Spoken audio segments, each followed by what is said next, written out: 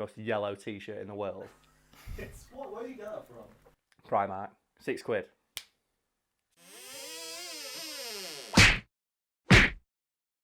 While the game may not look it today, when the game was first released in 1996, Crash Bandicoot was considered to be a technical marvel. To such an extent, industry experts and even Sony themselves didn't understand how exactly the game worked on PlayStation hardware.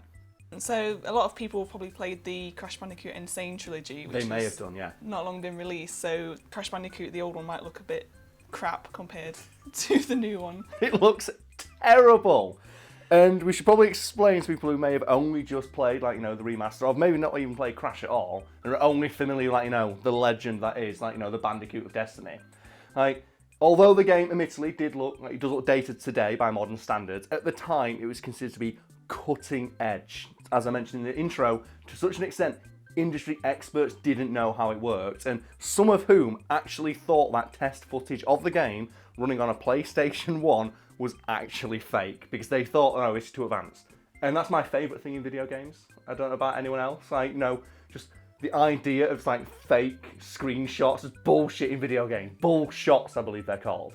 Things I'm not sure, like, if you've actually played many video games, so, but you do like Uncharted, don't you? Yeah, I've played that. So I've got a mission for you to put a clip in of, and it was the E3 presentation of Uncharted 4, where the game crashed, and if I remember correctly, I think Drake just fell through the world.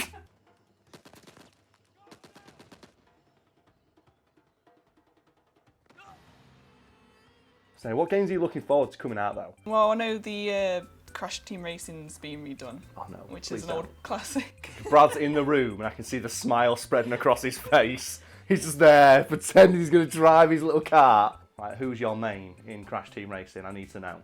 It's always a toss-up between Coco or Pura. Damn fucking right, it's Coco. Coco's the best! In the new, like, Crash remaster, she always carries a laptop, and she protects that shit. It's like she's like a student going to uni. Doesn't matter if she's riding a tiger at Mach 3 across the back of the Great Wall, or if she's, like, just kicking some fucking frog ass surrounded by knights. That laptop stays in her hand, and she uses it as a weapon.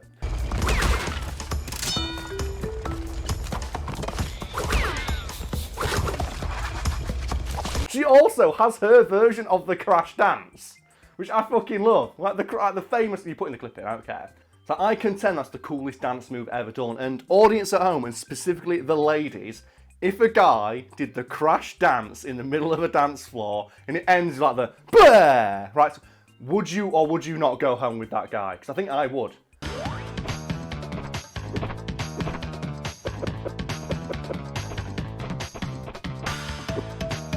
It's got everything that a dance move needs. It's got, you know, the footwork, the crotch thrusts, and the stupid face. And it also supports my theory that Crash fucks. So have you heard about this?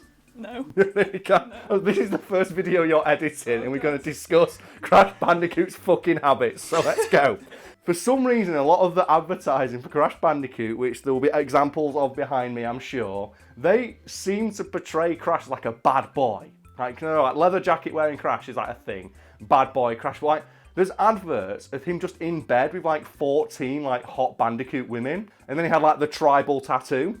So like Crash was like the bad boy of gaming for a while, and everyone seems to forget. And there was something officially released by Naughty Dog where they actually got a Crash Bandicoot fucking driver's license, which a guy in a mascot costume. This is true. You can put this in. Bandicoot costume posed for a photo for a driver's license that has Crash's information on it, including the word sex, next to which he's just written the word yes. Which means Crash is all about getting his fuck on. The thing is though, what video game character do you think fucks the most? Oh god. Because video game characters are like weirdly like sexless beings. And the more heroic and badass a character is, the less they're interested in it. Like Leon Kennedy, Ultimo Badass of Resident Evil, who can backflip away from like explosions and stuff. He never seems to show any interest in women, including like the super hot mega spy Ada Wong, who's constantly trying to grind upon his dick. No video game character fucks as much as Crash. It can't be done. It's just the face he pulls as well, you know, when he jumps on the hog or the polar bear. Oh yeah. Turns around, looks at the camera like, raises the eyebrows. I'm gonna mount this hog, squeal like a piggy. As well, that's my favourite level in Crash. It's purely for the eyebrow raise where he looks at it and goes, yeah. Because then Coco does it as well. I love that shit. She gets the little wink, doesn't she? She's about to ride the tire. It's like, what is it about this family? And just dominating tiny animals. When, like, Coco is, like, DOing her way across the thing, riding the tiger, and just Holy Diver plays in the background, why does she have to wink at the camera first? Maybe she's the one who fucks the hardest. Oh no, don't do it. Don't ruin Coco. Fucking hell, Nisha. Just dropping bombs in your first appearance. Getting back on topic, going back to what I said before, when many people saw Crash for the first time, they assumed that the game wasn't actually running on PlayStation hardware, when it actually was, because the people making Crash just so happened to be god-tier computer buffs who knew exactly how far they could push PlayStation hardware before that shit started to break. Give us an example of something they did to push the boundaries. Well, one of my favourite examples of this is that during the development of Crash Bandicoot, they realised that we can only fit exactly 800 polygons on screen at any one time, and that's not a lot of polygons, because originally Crash Bandicoot had like a free moving camera. And they're like, well, this isn't great, this isn't enough room to put all the cool shit we want. So what someone suggested is putting a static camera, which is now like just a staple of the series. God, I forgot my words then. Just thinking too much about that Crash dance, man. I want to try it now. Next person who sees me on a dance floor, they're gonna see that shit. But yeah, they realised that if we put a static like, on-rails camera that just follows Crash, we can basically create the game world exactly as we want it to be. And there's plenty of videos out there of people who basically just like broken the camera and gone off screen. You can see that the world that Crash lives in only exists in like a 4-foot circle around him. Everything else is basically just generated as he walks.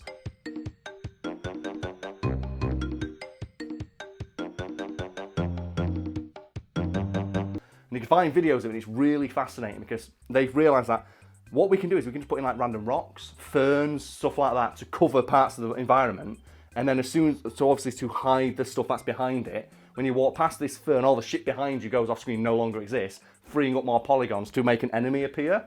And in that way, there's always something on screen that you're approaching. And I think something else they did is like, okay, well, the world seems pretty sparse. We've got like the Wumpa Fruit, because the Wumpa Fruit apparently one of the first things they made. And there's enemies, but other than that, there's nothing really else to collect or like break apart. I went, how about a crate? There's nothing simpler to make than a crate. That's like 6 polygons right there. Just fill the game up with crates. And that's why the game is just filled with so many crates. Because they realise that's the easiest thing to render, and they're really fun and satisfying to break. And also really annoying when you get to the end and you've missed one box. Once. And the thing is, well, they insult you by doing it, and they have the crate drop on your head. The team behind Crash utilised these and many other tricks to push the PlayStation hardware they were using to its theoretical limit. Much to the surprise of Sony, who were genuinely surprised to see Crash run on their hardware. Is there something that surprised Sony specifically? Well, there is, yeah, because when they first booted up like a test copy of Crash, they looked at the data for it and went, hang on, why is Crash like forcing the PlayStation to read 300 kilobytes per second of data from the disc? Like, for reference, no other game on the PlayStation up to that point even came close to doing that. So as bad as it sounds, like, in modern context it doesn't sound like a lot, but that was a fucking lot for a video game back then. And Sony were genuinely baffled about how the fuck they managed to do that. There are games that don't do this during their most taxing scenes, and this game is doing it constantly throughout the entire game. And that made some people quite nervous at Sony, because they realised, after doing some like, back of a napkin calculations, that the disc we put into the PlayStation is good for about 400,000 reads. If we ran a game of Crash in that, the disc would fail after 3 weeks of play. Crash Bandicoot will kill every PlayStation in the world in about 3 fucking weeks. And thankfully, those calculations were a bit off because they underestimated like the lifetime of the laser. But they were still worried internally, according to people who made Crash Bandicoot, in like this oral recounting of how the game came about. That someone at Sony was like really nervous that Crash Bandicoot was going to, and I quote, melt people's PlayStations because it taxed them so much, and no game up to that point had ever pushed the hardware to like as hard as Crash had. And I love that idea that the PlayStation was being taxed out of its fucking ass, not by Final Fantasy VII, not by one of those like those games that look fucking amazing, or like it could take up 4 discs, but by Crash. As you probably guessed by now, Crash didn't end up killing the PlayStation, but I would just like to remind everyone that for a brief and glorious moment in the 1990s, people at Sony were genuinely worried that their brand was going to be killed by this guy. This guy. I don't know which side you put the big sex face on. You know what? Surround me with sex faces. It's all done. So this is your first time doing one of these videos, isn't it, Nisha? And people may not have noticed from the Fact Fiend Focus, because you don't pay enough bloody attention. Nisha is the editor for those, and she's been brought in for these. Because you know what I'm doing? Big Wangers Inc. is expanding. So how did you feel this being your first video, Nisha? And we had an in-depth discussion about how much Crash fucks. Safe to say, childhood ruined. It's not ruined, it's been improved, enhanced, I would say. Have you seen how fat his girlfriend's ass is in that game? Like, did you hear about? They had to make her less sexy. Yeah, because she's the character you save on them bonus levels, isn't it? Yes. And then gets stolen by Cortex at the last second. She was too sexy. They had to sex down that Bandicoot. So Crash's girlfriend, fun fact, was too sexy for PlayStation. No, I hope you do enjoy editing this mess of a video, because I sure enjoyed recording it. No, yeah, it's definitely been fun. You're going to stick within the framework, I assume, of like, we keep the corners. The corners got to stay. Oh, yeah. Except in the Fact Fiend Focus, whatever. But I'm looking forward to all the weird editing shit you're going to put in now. If anyone's wondering, Brad's right there. He's just off camera. I told him not to talk. It's not his time. It's Nisha's time. Or as people refer to me, Brad 2. No, you've got your own. Josh is Brad 2, you're Brad 3. Yeah, Okay, I'm second editor. you call yourself whatever you want. You get to do all the credits. You put what you can do is put your name in a bigger font than mine. There we I'll go. just cover your face. Yeah. I want star wipes in this video because Brad never put star wipes in when I asked him to. Can you put a star? Star wipes, Can yeah. you put at the end? Just put a star wipe in just for me, and I hope the comment section is kind. Because you know that's a fucking oxymoron, isn't it? Don't be dicks, guys. I've had a few nice comments. Yeah, no, as well. Follow her on Twitter. Midnight_niche. Oh god, you might want to change that. I can feel the edge from here. I'm going to cut myself on that one. My old gamer tag on Xbox was Darkish Dragoon. And I thought, there it is! Like, what a fucking nerd-ass gamer tag is that? We just had the Bear Clan on Xbox 360. And because my mate, for some reason, oh god! No, it's fine. My mate on Xbox, it's alright, it's Brad's house. We used to make new accounts with a free month that Xbox Live gave us, and he made one called a brown bear. And so what we did is we got everyone to just rename their accounts as something bear, a brown bear, a big bear, a fluffy bear.